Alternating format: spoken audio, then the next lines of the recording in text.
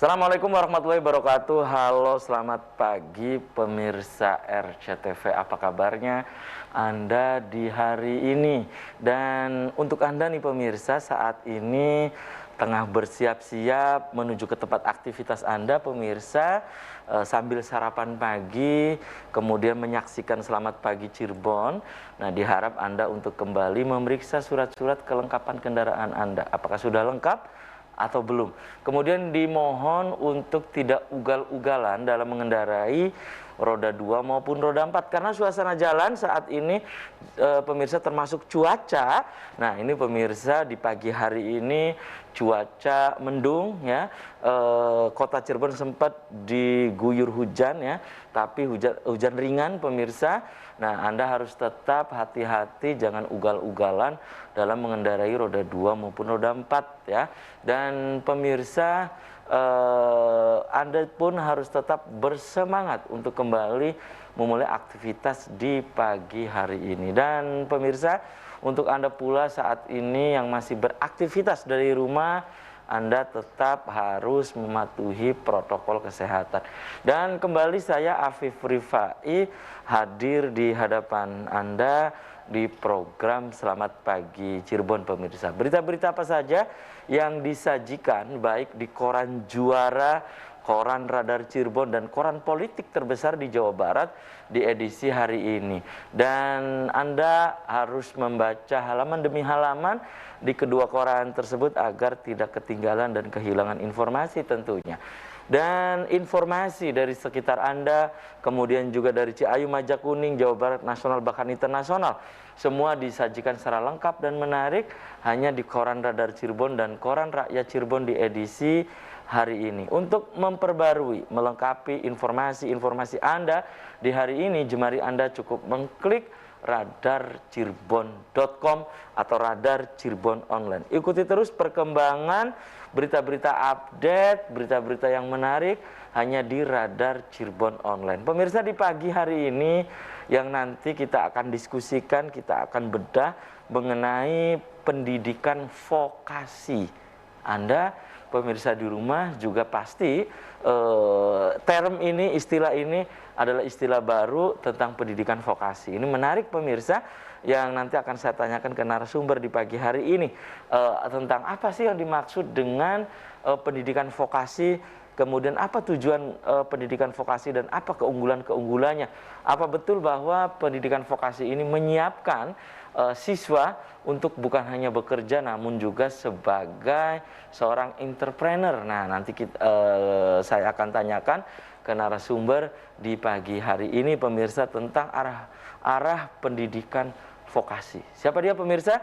Narasumber di pagi hari ini nanti akan saya kenalkan, dan berikut saya baca dulu berita di halaman utama atau di headline koran Juara, koran Radar Cirebon.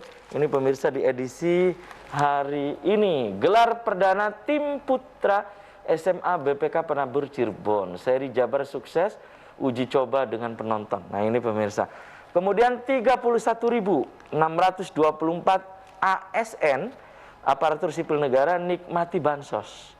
Diungkap Menteri Sosial, jenis PKH hingga BPNT.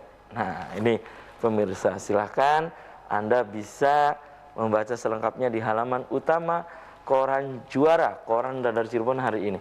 Kemudian jika terbukti disanksi dan balikin bantuannya. Nah, itu pemirsa. Kemudian ada catatan dari Pak Dahlan Iskan di koran Radar Cirebon hari ini. Profesor Doktor, itu catatan dari Pak Dahlan Iskan di koran Radar Cirebon hari ini. Kemudian berita dari halaman Metropolis, pemirsa, di koran Radar Cirebon nih ya, di edisi hari ini. Ini pemirsa dari koran Radar Cirebon. Nah, ini sistem jaringan sudah tua, air PDAM masih belum ngocor. Ini juga banyak dikeluhkan bukan hanya oleh Kota Cirebon tapi juga oleh Kabupaten Cirebon pemirsa. Malah di beberapa tempat ini banyak yang tidak ngocor ini, sesuai dengan berita di koran Radar Cirebon hari ini. BPK beri lampu hijau. Kemudian DPM PTSP sidak Pertasop di Jalan Pramuka. Itu pemirsa dari halaman Metro Metropolis Kota Cirebon. Kemudian dari halaman Kabupaten Cirebon. Nah, ini tinggal menghitung jam. Ini pemirsa bahwa hari Minggu ya di Kabupaten Cirebon di 135 desa ini akan digelar pemilihan KUU serentak. Tim SES diminta copot APK, alat peraga kampanye. Nah, ini masih kita saksikan di beberapa desa, masih kita temui pemirsa. Masuk masa tenang, Satpol PP rutin patroli. Perangkat desa harus netral, itu pemirsa. Ya, kemudian ganti rugi tak sesuai, warga ajukan gugatan. Itu pemirsa dari koran Radar Cirebon hari ini. Kemudian dari halaman utama koran politik terbesar di Jawa Barat, yaitu koran Rakyat Cirebon. 2 hari yang mencemaskan. Nasib 476 kontestan Pilwu serentak ditentukan lusa atau hari Minggu. Itu pemirsa di 135 desa. Kemudian polisi kerahkan 1.700 pasukan pengamanan. Kemudian sengketa Pilwu maksimal selisih suara 1%. Nah, itu pemirsa. 5 kecamatan tercepat update data pemilih. Kemudian tiang listrik hampir roboh. Itu pemirsa berita-berita yang disajikan baik di koran Radar Cirebon dan koran Rakyat Cirebon di edisi hari ini. Dan untuk Anda pemirsa yang ingin berlangganan kedua koran tersebut, Anda bisa datang langsung ke Geraha Pena Radar Cirebon di Jalan Perjuangan nomor 9 Kota Cirebon. Dan pemirsa di awal tadi sudah saya sampaikan bahwa di pagi hari ini yang nanti kita akan bahas tentang arah pendidikan vokasi. Di sebelah saya ini pemirsa ada Kepala SMKN 1 Gebang Kabupaten Cirebon dan juga Ketua 1 MKKS Musyawarah Kerja Kepala Sekolah SMK ya. Ini pemirsa ada Kang Ikhwanuddin SPD. Selamat pagi Kang Ikhwan. Assalamualaikum. Waalaikumsalam. Pagi. Apa kabarnya Kang Ikhwan? Alhamdulillah sehat. Oke, terima kasih nih Kang Ikhwan sudah menyempatkan hadir di Selamat Pagi Cirebon. Ini datang ke studio hujan kan di jalan Kang Ikhwan? Rintik-rintik. Oh, rintik-rintik. Okay. Bahasa dari semalam. Iya. Rintik-rintik tapi tetap bersemangat ya Kang ya. Insya Allah untuk selalu mulai semangat. Aktivitas di pagi hari ini. Dan Kang Ikhwan, ini tentang pendidikan vokasi dan ini term baru, istilah baru juga Kang Ikhwan ya. Tentang apa sih yang disebut dengan pendidikan vokasi, karena pendidikan vokasi ini identik dengan SMK biasanya, iya kan? Nah, ya, apa sih betul. pendidikan vokasi ini? Silakan. Baik, Sampurasun, pemirsa semua. Baik, pendidikan vokasi, ya, vokasi mungkin bagi masyarakat umumnya di Indonesia untuk saat ini mungkin apa itu belum memahami arti dari kata vokasi itu, ya. Vokasi ini, sebelum saya menjelaskan tentang apa itu pendidikan vokasi, vokasi ini harus kita pahami dulu. Kata vokasi, vokasi itu dari bahasa asing, bahasa Inggris, yang artinya yang vocation, dalam bahasa vocational yang artinya kejuruan, kejuruan atau keterampilan, nah, gitu ya. Nah, jadi pendidikan vokasi itu adalah pendidikan yang fokus terhadap bagaimana penguasaan peserta didik terhadap sebuah keterampilan pada bidang tertentu, kejuruan gitu ya, keterampilan. Nah, itu pendidikan. Dan pendidikan vokasi ini sebenarnya ya tidak hanya pada level SMK tapi juga perguruan tinggi, gitu ya. Nah, memang pendidikan vokasi orang masih mungkin belum memahami vokasi. Yang jelas vokasi ini arti lain adalah kejuruan. Nah, mungkin mengenalnya SMK ya, sekolah kejuruan.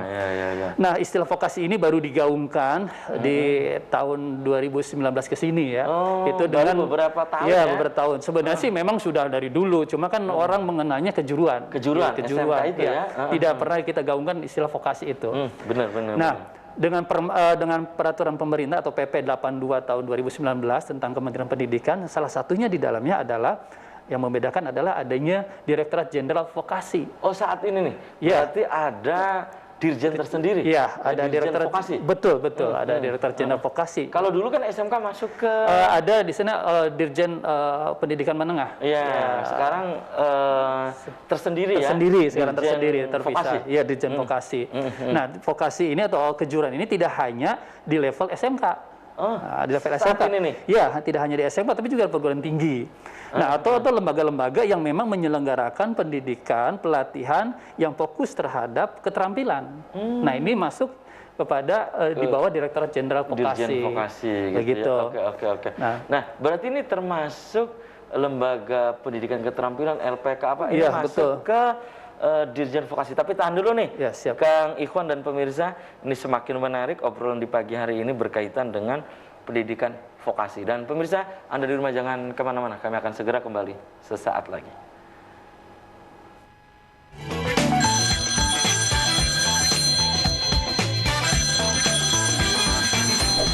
Anda masih di Selamat Pagi Cirebon pemirsa, dan di segmen ini saya sudah membuka Anda. Silahkan pemirsa bisa bergabung di line telepon 0231 482138. Silakan Anda pun bisa untuk memberikan pendapat Anda, pertanyaan Anda. Ini bisa melalui nomor WhatsApp atau ke nomor SMS yang ada di layar kaca RCTV arah pendidikan vokasi. Kembali saya ke Kang Ikhwanuddin ya. Kang Ikhwan, tadi pertanyaan saya terputus jeda iklan tentang lembaga pendidikan keterampilan itu, ya LPK itu. Apa itu masuk ke dalam pendidikan vokasi? Betul. Jadi lembaga-lembaga itu pun juga masuk di lingkungan pendidikan vokasi. Makanya vokasi ini, pendidikan vokasi itu tidak hanya SMK gitu, tidak hanya SMK, tapi juga sampai perguruan tinggi, gitu ya. Seperti perguruan tinggi kan kita ada mengenal misalkan politeknik itu pun masuk pendidikan vokasi. Ya, termasuk yang formil, yaitu yang formil, yang non formilnya seperti LPK mungkin, atau lembaga-lembaga pendidikan yang menyerahkan pendidikan yang fokus terhadap keterampilan gitu. Ya, seperti termasuk itu. kursus-kursus. Kalau kursus-kursus ya seharusnya itu juga memang masuk ke pendidikan vokasi, karena memang lebih kepada bagaimana menyiapkan peserta didik atau ya peserta yang mengikuti pelatihan itu fokus pada keterampilan, keterampilan gitu, seperti itu. Gitu ya. Oke, Kang Ikhwan, itu tadi yang Kang Ikhwan sebutkan bahwa ini sebetulnya dari tahun 2019 pendidikan vokasi ini ya. Dan ini berkaitan adanya pendidikan vokasi ini apa karena tuntutan, ya kan, berkaitan juga dengan pangsa pasar, atau apa sih gitu kan adanya pendidikan vokasi ini? Ya, sedikit koreksi, pendidikan koreksi bukan dimulai 2019, tapi istilah vokasi. Iya, maksudnya istilah vokasi itu baru digaungkan. Kalau SMK sih udah lama gitu ya. Baik, jadi gini, tadi itu pertanyaan lupa. Jadi pendidikan vokasi ini memang benar-benar kita siapkan, ya sekarang kan dengan programnya dari pemerintah yang terbaru, melakukan revitalisasi SMK, kemudian juga melakukan revitalisasi untuk pendidikan vokasi secara keseluruhan, makanya dengan ada Dirjen baru vokasi. Dirjen Vokasi. Nah ini untuk menjawab tantangan, untuk memenuhi tuntutan dengan adanya revolusi industri 4.0. Karena dengan revolusi industri 4.0 ini kan percepatan dalam berbagai hal itu kan benar-benar jadi tuntutan yang harus gitu kan. Penggunaan teknologi gitu kan. Nah ini menjadi tantangan tersendiri buat SMK. Situlah SMK bisa menjawab gitu. Gitu ya. Dan mungkin juga pemerintah melihat bahwa ini adalah tuntutan juga ya. Betul. Akhirnya ada dirjen khusus yang menangani ini yang disebut dengan Dirjen Vokasi itu. Betul. Ya. Dan ini menyiapkan apa? Maksudnya ketika SMK ini kan pendidikan vokasi nih. Nah ini diharapkan apa sih Kang? Atau tujuannya apa gitu? Baik. Sekolah kejuruan atau pendidikan kejuruan atau vokasi ini awalnya dulu beberapa tahun ke belakang ini dinomorduakan oleh masyarakat. Karena melanjutkan kan kalau nggak ke SMA gitu kan, karena ingin melanjutkan ke jenjang pendidikan lebih tinggi gitu ya. Nah SMK itu karena dulu hanya sekedar sekolah yang ingin, kalau yang mau kerja ya ke SMK, gitu kan, seperti itu. Nah, dengan paradigma pendidikan saat ini, ya bahwa SMK, khususnya untuk SMK itu tidak lagi menyiapkan si anak untuk bekerja. Tapi sekarang kita mengenal istilah BMW. Apa itu BMW? Ada 3 BMW. B itu bekerja. M? Jadi menyiapkan peserta didik untuk bisa bekerja, kemudian wirausaha. Nah, menyiapkan si anak untuk bisa menjadi wirausahawan, entrepreneur itu ya. Kemudian ketiga melanjutkan. Jadi sekarang melanjutkan pun bisa gitu. Tidak ada lagi mungkin dulu yang namanya jurusan SMA tidak mungkin masuk ke dokteran. Sekarang bisa kok. Oh, sekarang bisa. Mau ke dokteran mau apapun jurusan bisa sekarang. Asal tesnya lulus saja gitu. Sekarang jadi bisa. Ini tujuannya diharapkan peserta didik atau siswa-siswi yang ada di SMK itu di samping belajar juga ini ada tambahan yaitu tentang entrepreneur itu kan? Nah, ya betul. Salah satu paradigma pembelajaran sekarang ya kita harus tahu bahwa sekarang guru jangan lagi ya berkata si anak sudah belajar apa. Tapi harus dirubah. Si anak sudah bisa apa. Nah, di SMK. Oh, di SMK itu. Di SMK harus seperti itu. Jangan si anak sudah belajar apa, tetapi si anak sudah bisa apa. Oh, sudah bisa apa. Nah, itu. Dan pembelajaran itu harus sekarang ini lebih digaungkan lagi adalah product based learning. Atau project based learning. Bisa produk atau project. Nah, jadi pembelajaran learning itu. Pembelajaran di mana si anak setelah mengikuti pembelajaran itu bisa menghasilkan sebuah produk yang layak jual. Nah, inilah sebagai bibit untuk bisa menjadi entrepreneur. Makanya dididik, diarahkan bagaimana pembelajaran ini bisa menghasilkan suatu produk. Si anak nanti bisa berkolaborasi dengan teman-temannya, membentuk sebuah usaha, bagaimana nih menciptakan sebuah usaha. Kan gitu kan. Apapun gitu. Tidak harus fokus terhadap materi yang dipelajari. Bisa juga di luar itu, di luar konteks itu. Yang jelas si anak bisa menjadi entrepreneur. Gitu ya. Seperti itu. Dan ini diajarkan juga di SMK sekarang, Kak? Iya, betul. Jadi semua mata pelajaran diarahkan ke sana. Ini entrepreneurnya fokusnya ke apa gitu? Ya, yang intinya adalah memang fokus terhadap mereka belajar di kompetisi kalian apa atau jurusan apa di situ.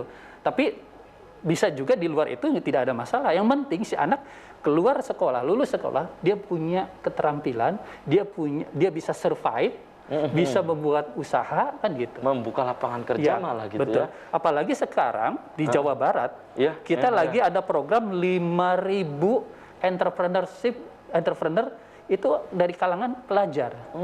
Di Jawa Barat 50.000 ya, 50.000. Gitu ya. Jadi ada program SPW, Sekolah Pencetak Wirausaha di Jawa Barat itu. Oke, Kang Ikhwan, apa hal ini juga sudah dipraktekkan di sekolah yang Kang Ikhwan pimpin, yaitu SMKN 1 Gebang itu, Kang? Ya, betul. Jadi sekarang sendiri misalnya di Gebang gitu, saya selalu menekan kepada teman-teman, ini paradigma baru sebenarnya pendidikan ini harusnya memang sudah dari dulu harus sudah dijalankan. Cuma sekarang memang lebih digaungkan, lebih digenjot oleh pemerintah gitu ya. Nah, di Gebang pun sendiri juga kepada teman-teman saya arahkan seperti itu. Ya, termasuk misalkan di sini juga saya sekarang di sekolah juga memberikan arahan kepada teman-teman. Contoh misalkan ada salah satu jurusan, ya salah satu jurusan TKRO. Apa itu? Teknik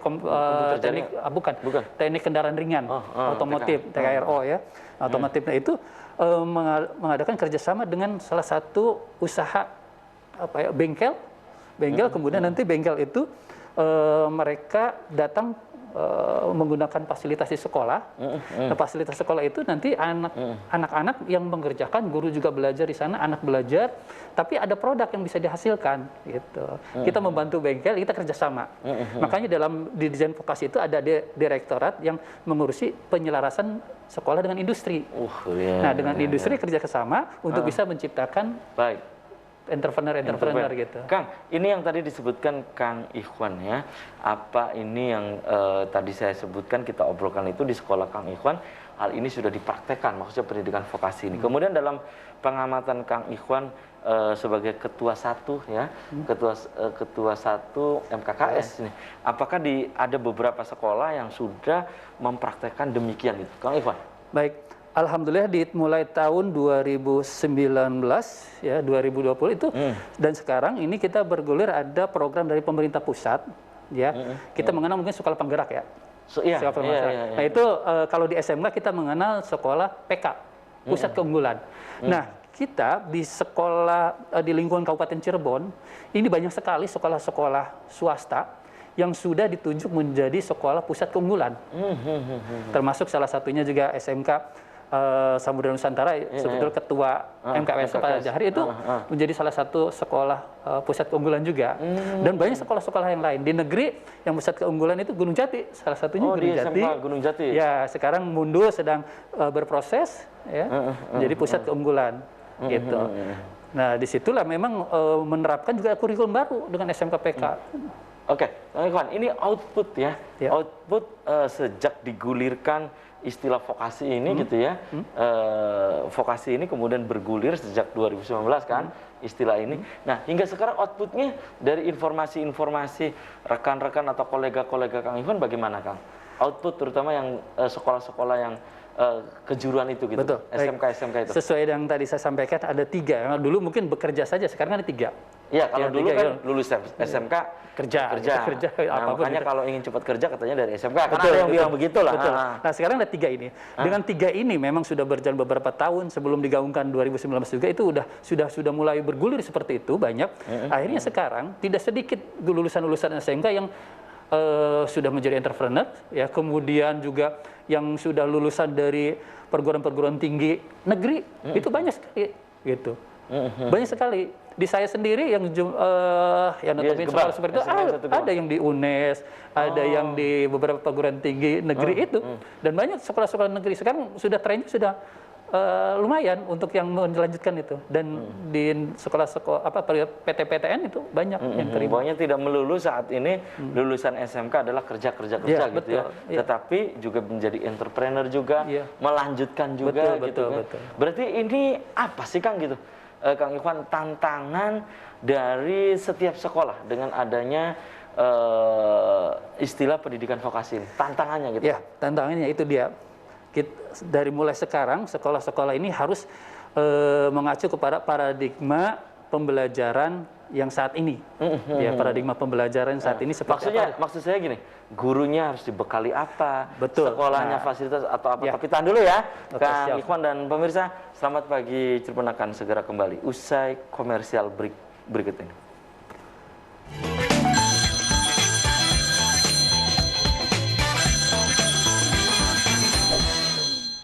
Ya, selamat pagi Cirebon, masih di hadapan Anda pemirsa. Dan di session ini saya masih membuka Anda untuk bergabung. Silahkan Anda bisa interaktif langsung di 0231482138, atau Anda bisa memberikan interaktif Anda lewat SMS atau ke nomor WhatsApp yang ada di layar kaca RCTV. Ini ada 2 WhatsApp yang masuk, Kang Ikhwan, saya baca dulu ya, nanti langsung jawab Kang Ikhwannya ya. Assalamualaikum, selamat pagi Cirebon, ini dari pemirsa di Celangcang, Kang ya. Di Celangcang ingin menanyakan tentang pendidikan vokasi. Nah, pendidikan vokasi ini apakah sama dengan pendidikan-pendidikan yang lain ya? Dan yang saya tanyakan, setahu saya kalau SMK itu siap kerja. Nah, bagaimana dengan pendidikan vokasi, apa ada hubungannya? Terima kasih, ini dari pemirsa di Purwawinangun ya, Celangcang nih Kang. Ya. Itu ya. Langsung dijawab saja Kang? Siap. Oke, silakan Kang. Baik. Di Purwawinangun ya? Ya, betul. Baik, jadi SMK itu bagian dari lembaga yang menyelenggarakan pendidikan vokasi. Jadi sama saja. Jadi SMK memang dulu, saya sampaikan kembali bahwa dulu emang SMK identik hanya untuk bekerja. Tetapi sekarang, ya dengan paradigma pembelajaran yang terbaru, bahwa SMK itu tidak hanya mencetak siswa peserta didik untuk siap bekerja, tetapi juga bisa untuk menjadi entrepreneur dan bisa melanjutkan. Jadi sekarang tidak usah ragu masuk ke SMK, nanti bisa melanjutkan ke perguruan tinggi atau tidak, itu sekarang sudah bisa. Jadi tidak perlu lagi ragu seperti itu. Itu ya. Betul. Dan apa ada relasi, katanya ada hubungannya antara SMK dengan pendidikan vokasi itu? Sekali lagi, SMK bagian dari pendidikan vokasi. Vokasi gitu ya. Betul. Itu ya. Ini satu lagi Kang, yang masuk ini dari pemirsa di Kedawung, tepatnya di Kedung Jaya Kedawung. Selamat pagi Cirebon ya. Kebetulan anak saya juga di salah satu SMK katanya Kang ya. Di salah satu SMK. Jadi yang ingin saya tanyakan berkaitan dengan SMK ini, jadi yang tadi disebutkan bisa melanjutkan entrepreneur dan juga siap kerja. Nah, yang ingin saya tanyakan sebagai orang tua siswa, nah ini berarti ada nilai lebih dari SMK. Apa betul katanya Pak Ikhwan? Terima kasih. Betul sekali. Inilah nilai lebihnya, bahwa saat ini tidak hanya menyiapkan peserta didik untuk bekerja, tetapi bagaimana untuk bisa menjadi entrepreneurship. Makanya inilah salah satu keunggulan dari SMK. Kita saat ini ada, sebenarnya dari dulu ya, ada istilah yang kita kembangkan, ada istilah teaching factory. Teaching factory. Teaching factory. Jadi ada satu program di mana di sekolah itu ada fasilitas di mana siswa akan belajar di sana seperti di sebuah unit usaha yang real gitu, ya, atau pabrik atau misalkan kantor atau apapun yang memang seperti real. dan menghasilkan produk yang real juga. Seperti itu, misalkan jurusan otomotif langsung mengerjakan misalkan pesanan dari orang untuk memperbaiki mobil misalnya, seperti itu. Seperti itu. Gitu ya. Ini satu lagi yang masuk ya. Ini satu lagi yang masuk, dan ini katanya WhatsApp, kebetulan ini adalah salah seorang guru yang juga guru SMK, Kang, di Susukan. Nah, ini pertanyaannya ada benang merah atau ada hubungannya dengan pertanyaan saya tadi sebelum jeda iklan ya, tentang fasilitas guru. Nah, yang saya ingin tanyakan ini dari pemirsa, namanya Pak Mustakin. Ini menanyakan, kebetulan saya adalah salah seorang guru di salah satu SMK swasta di Susukan. Yang ingin saya tanyakan, bagaimana dengan kemampuan guru-guru kami, kemudian bagaimana dengan SMK ya, terutama kalau ke pendidikan vokasi yang tadi disebutkan narasumber itu harus ditopang, dibarengi dengan sarana dan prasarananya. Nah, ini menyambung tadi. Silakan, Kang Iwan. Baik ya, untuk menjawab tantangan ini, untuk bisa memang seperti apa yang diharapkan dalam tujuan pendidikan vokasi itu sendiri, makanya untuk guru-guru memang sekarang lagi digalakan program reskilling dan upskilling. Apa itu, Kang? Reskilling Jadi dan upskilling? program di mana guru-guru ini diberikan pendidikan pelatihan kembali sesuai dengan kompetensi yang dikembangkannya atau yang diampunya. Dan juga ada mungkin guru-guru yang mengikuti pendidikan untuk beralih kepada keterampilan yang lain. Pengembangan mungkin misalkan dia tadinya bisa aja dari yang diampunya mata pelajaran A, kemudian mengikuti pendidikan untuk bisa mendapatkan keterampilan yang B, seperti itu. Nah, ini program yang sedang dikembangkan oleh pemerintah, salah satunya seperti itu. Jadi ada program reskilling dan upskilling. Itu untuk guru. Ya, untuk kalau guru. untuk sarpras, sarana prasarana di sekolah, seperti untuk penopang pendidikan vokasi ini, kan? Nah, sekarang sedang berjalan secara bertahap. Ya, sekarang sedang berjalan secara bertahap untuk bisa kegiatan program teaching factory di sekolah, itu akan diberikan penguatan aturan, ya. Makanya sekarang sedang digodok, ya, Pergub, dan sekarang tinggal nunggu ditandatangan saja itu peraturan tentang Badan Layanan Usaha Daerah di sekolah. Gitu. Karena teaching factory itu nanti mengarah seperti ini, anak-anak mengerjakan sebuah produk pesanan dari masyarakat atau dari mana, dia dengan kemampuan yang dimilikinya dari pembelajaran di kelas atau di bengkelnya, kemudian diterapkan dan menghasilkan sebuah produk ini bisa dijual, dan memang ini yang harus dimiliki oleh kemampuan si anak nanti di luar, yaitu dilatih, tapi real. Nah, karena ada transaksi jual beli, inilah perlu dilegalkan gitu. Tapi karena memang tujuannya hanya untuk pembelajaran. Itu ya, oke. Kalau fasilitasnya bagaimana, Kang? Yang Fasilitas, tadi disebutkan oleh Kang Iwan, seakan-akan gitu kan, misalnya kita lagi di apa tadi tuh. Jadi seakan-akan kita lagi mengerjakan apa di dealer atau di apa gitu kan, begitu kan? Nah, sekarang kan kita lagi berjalan program di pemerintah Sekolah Pusat Keunggulan.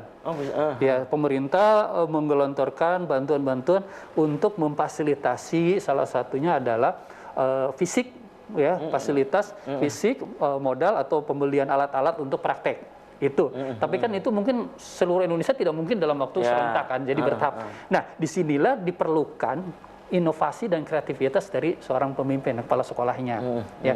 Nah, bagaimana menyiasati kalau memang sekolah tersebut fasilitasnya belum lengkap nih. Nah, makanya tadi saya bilang kita bisa kerjasama dengan industri, ya, industri kita undang ke sekolah, kemudian bagaimana kita memberikan menawarkan sebuah kerjasama. Ya, contoh saya dulu menggaungkan namanya second office. Apa itu istilah second office? Artinya satu perusahaan atau lembaga atau industri datang ke sekolah membuat sebuah workshop atau showroom atau apapun yang bisa mengerjakan sesuatu produk itu yang memang yang dibutuhkan oleh perusahaan tersebut juga. Nah, produk itu bisa digunakan oleh perusahaan dan bisa dijual. Tapi yang mengerjakan anak-anak. Nah, fasilitas yang untuk mengerjakan itu dari perusahaan. Jadi sekolah tidak usah beli. Nah, itu kerjasama seperti itu bisa. Atau misalkan dari radar, contohnya radar punya proyek apa nih, aduh banyak pekerjaan apa segala macam tidak bisa dihandle oleh karyawan yang ada, bisa dialihkan ke sekolah anak-anak yang mengerjakan. Itulah second office. Nah, itu juga meningkatkan keterampilan anak-anak dan guru-guru. Itu. Oke. Dan hal ini tentunya yang tadi disebutkan oleh Kang Ikhwan ya, harus ditopang oleh sumber daya guru gitu kan, oleh fasilitas yang ada gitu kan ya. Bagaimana ketika misalnya yang tadi disebutkan itu disusukan itu bagaimana dengan fasilitas yang ada di sekolah kami katanya yang tentunya dari sisi fasilitas itu kurang memadai gitu. Betul, memang nah itu tadi saya bilang, memang bertahap kita memang kalau semua dibantu oleh pemerintah kan tidak mungkin juga ya bertahap mungkin ya, insya Allah. Nah tapi juga ini yang mungkin harus dijalankan oleh sekolah-sekolah. Memang pertama untuk bantuan itu kan ada aplikasi. Sekarang sih tidak seperti dulu ada aplikasi. Nah yang aplikasi ini benar-benar harus diperbaharui, data harus lengkap, diperbarui segala macam, harus sinkron. Jadi ada Dapodik, ada Takola, itu harus sinkron. Bagaimana kondisi sekolah yang real masukkan itu sana, itu akan menjadi catatan oleh pemerintah untuk bantuan-bantuan gitu kan seperti itu. Selain itu kita juga harus kreatif. Karena menunggu bantuan kan belum tentu tidak semudah gitu. Betul. Memang saya juga pernah saya sampaikan kepada pemerintah, ke salah satu pemegang kebijakan gitu ya. Mungkin nggak apa-apa saya di sini pun akan sampaikan kepada mungkin yang mendengar pemegang kebijakan. Artinya gini, memang kita juga berharap seperti ini. Saya menganalogikan seperti ini, Kang.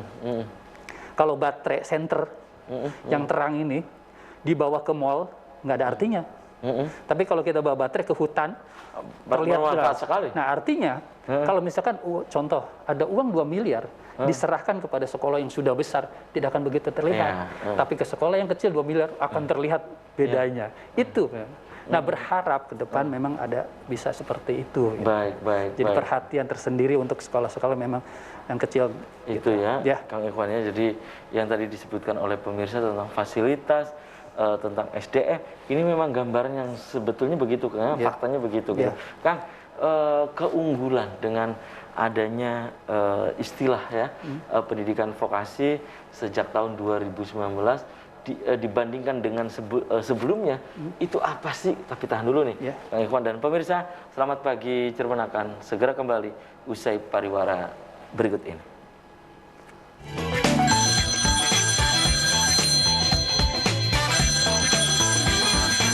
Terima kasih, Anda masih di Selamat Pagi Cirebon pemirsa.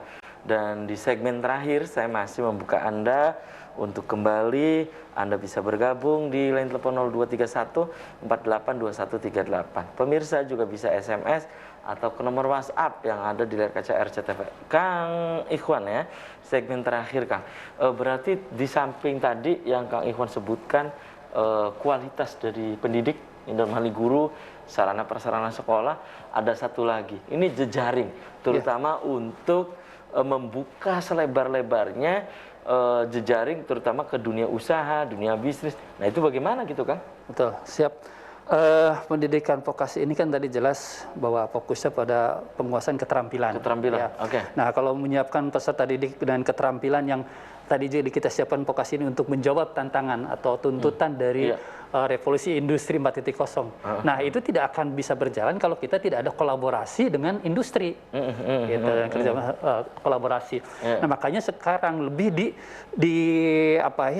diperkuat lagi kerjasama dengan industri itu, tidak hanya sebatas pada anak PKL. Prakerin, tidak hanya sebatas itu. Harus digali. Harus lebih jauh dari itu. Betul. Nah banyak, jadi tidak hanya siswa prakerin, gurunya juga ikut, harus bisa magang, gurunya ikut. Oh gurunya juga harus magang? Iya, kita harus magang anak pun. Ya, jangan sampai ngasih tahu ke anak begini, tapi dianya belum pernah di industri kan gitu. Nah makanya si guru pun kita magangkan. Nah itu juga jadikan poin kerjasama dengan industri seperti itu.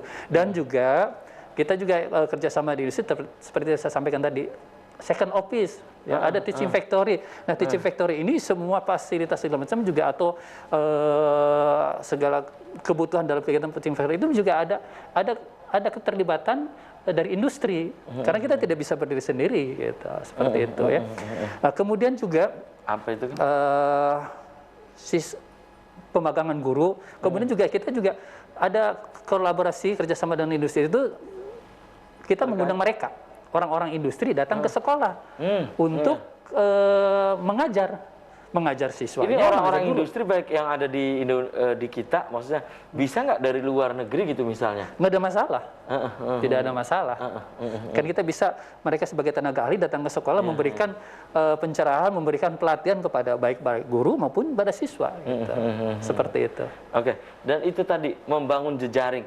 Nah ini tugas dari siapa gitu? Apakah sekolah atau memang dinas terkait yang memberikan jalan dengan adanya channel atau jejaring ini gitu, Kang? Betul. Nah, dari tingkat atas itu sudah dilakukan dari kementerian, antar lembaga, dan juga dengan Kadin. Itu sudah ditekan MOU, sudah dijalin kerjasama dengan kementerian, dengan Kadin, dengan lembaga yang terkait, dengan berarti Kementerian Tenaga Kerja, yaitu sudah kerjasama, sudah tekan MOU untuk bagaimana perusahaan-perusahaan untuk bisa bergandengan tangan, berkolaborasi dengan sekolah. Apalagi juga pemerintah kan memberikan program pengurangan pajak kalau dia memberikan kontribusi terhadap pendidikan kan gitu, seperti itu. Nah itu salah satu. Oke, berarti ini tantangan ke depan untuk SMK secara kelembagaan ini sangat berat gitu, Kang ya. Maksudnya terutama channel, link-link, kemudian juga sarana prasarana, gurunya juga gitu ya. Betul. Iya, ini sangat sangat berat gitu. Ini tantangan memang, tantangan buat kita semua, tantangan buat dunia pendidikan khususnya di SMK. Ya kita harus siap gitu, mau tidak mau dengan revolusi industri 4.0 nanti mungkin ke depan 5.0 gini ya. Ini menjadi tantangan. Makanya dari sekarang mau tidak mau semua guru harus sudah melek IT gitu ya. Harus harus mindsetnya harus dirubah, bagaimana pembelajaran itu, karena pembelajaran itu tidak hanya di dalam kelas. Jadi kelas itu tidak identik dengan dibatasi dengan tembok, ada jendela, ada pintu. Ya, pokoknya kelas itu bisa kelas konvensional ya. Iya, tapi belajarnya nanti di mana?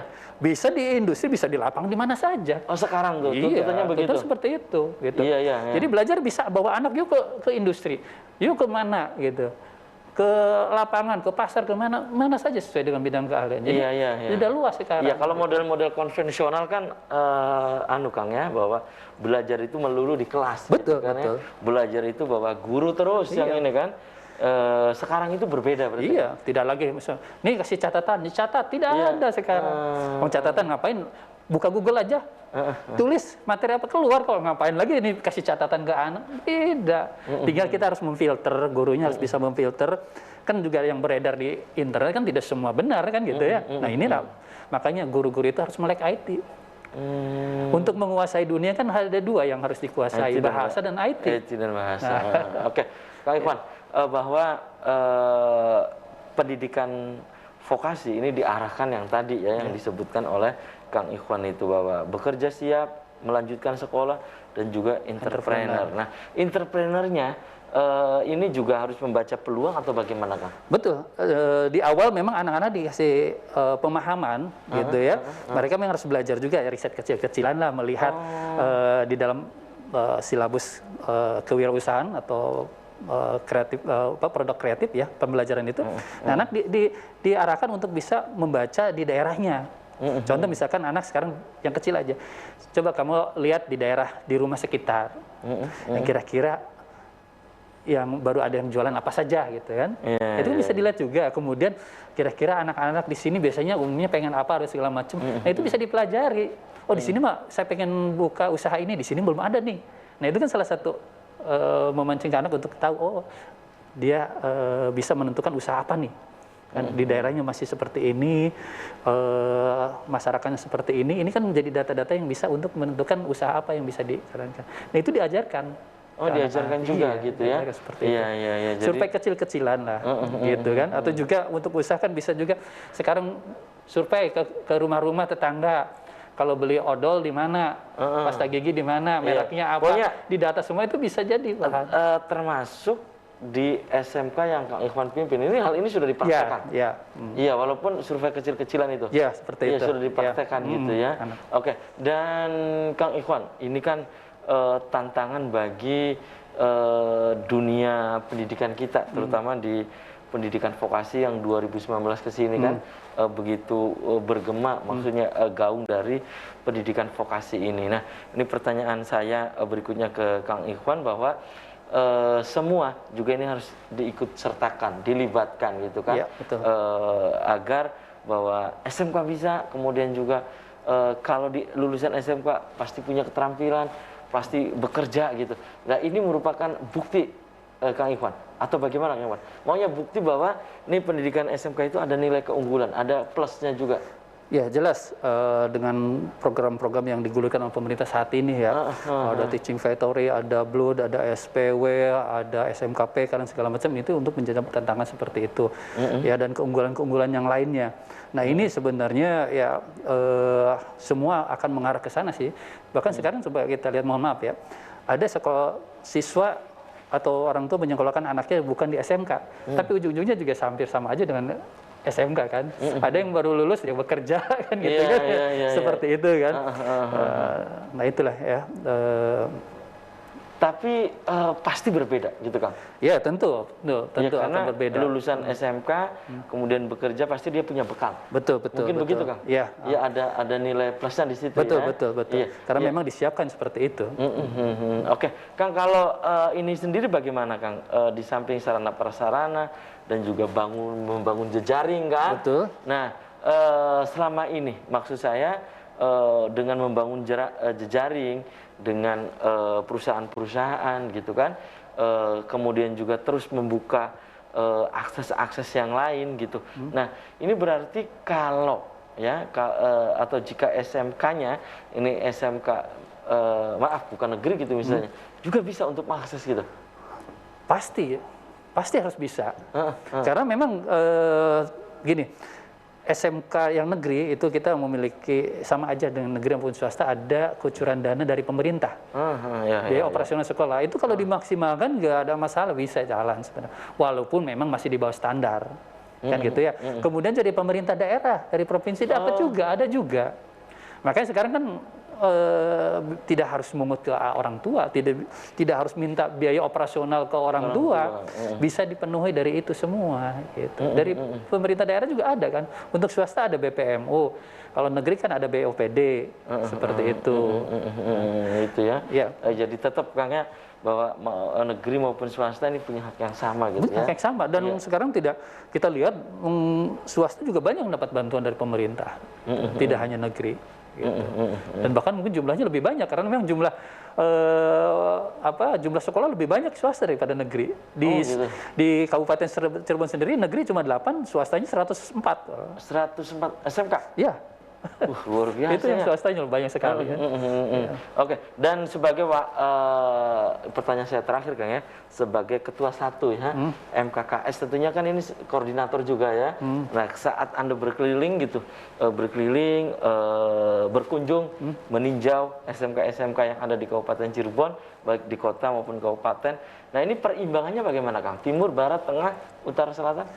Kalau kita lihat secara umum ya, kita ambil pukul rata, itu hampir seimbang. Hampir seimbang? Seimbang gitu kondisinya. Misalkan di daerah barat yang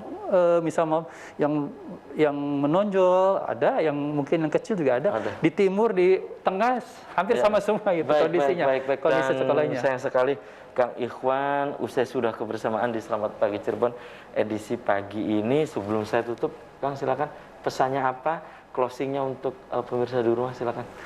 Baik, terima kasih. Pemirsa, mungkin untuk ke depan masyarakat tidak usah ragu lagi untuk memilih SMK untuk putra-putrinya melanjutkan ke jenjang lebih tinggi. Karena SMK sekarang berbeda dengan SMK yang dulu. Paradigma pembelajaran pun juga sudah berbeda. Jadi mangga bergabung dengan kami di SMK. Oke, terima kasih nih Kang Ikhwan sudah menyempatkan hadir di Selamat Pagi Cirebon, dan pemirsa saya juga haturkan terima kasih untuk Anda yang sudah memberikan pendapat dan juga pertanyaan ya lewat WhatsApp tadi. Dan pemirsa, demikian Selamat Pagi Cirebon edisi pagi ini, semoga bermanfaat. Terima kasih atas perhatian dan kebersamaan Anda. Akhirnya saya Afif Rifai dan kerabat kerja di pagi hari ini harus pamit undur diri. Sampai jumpa lagi besok. Wassalamualaikum warahmatullahi wabarakatuh. Waalaikumsalam. Terima kasih.